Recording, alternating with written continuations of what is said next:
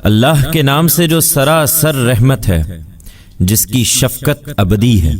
شکر اللہ ہی کے لیے ہے جس نے اپنے بندے پر یہ کتاب اتاری اور اس میں کوئی کج پیچ نہیں رکھا ہے، ہر لحاظ سے ٹھیک اور سیدھی، تاکہ جھٹلانے والوں کو وہ اس کی طرف سے ایک سخت عذاب سے آگاہ کر دے، اور ایمان لانے والوں کو جو نیک عمل کر رہے ہیں خوشخبری سنا دے کہ ان کے لیے بہت اچھا اجر ہے جس میں وہ ہمیشہ رہیں گے۔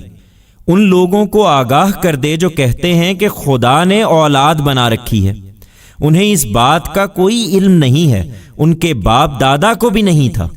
بڑی ہی سنگین بات ہے جو ان کے منہوں سے نکل رہی ہے، حقیقت یہ ہے کہ وہ محض جھوٹ کہہ رہے ہیں۔ پھر اگر وہ اس بات پر ایمان نہ لائے تو شاید تم ان کے پیچھے اپنے آپ کو غم سے ہلاک کر ڈالو گے۔ زمین پر جو کچھ ہے اس کو ہم نے زمین کی زینت بنایا ہے، اس لیے کہ ہم لوگوں کا امتحان کریں کہ ان میں کون اچھا عمل کرنے والا ہے۔ وہ اسی زینت پر ریجھے ہوئے ہیں، درا حالے کہ ہم ان سب چیزوں کو جو زمین پر ہیں ایک دن بالکل نابود کر کے اس کو ایک چٹیل میدان بنا دینے والے ہیں۔ کیا تم سمجھتے ہو کہ غار اور رقیم والے ہماری نشانیوں میں سے بہت عجیب نشانی تھے؟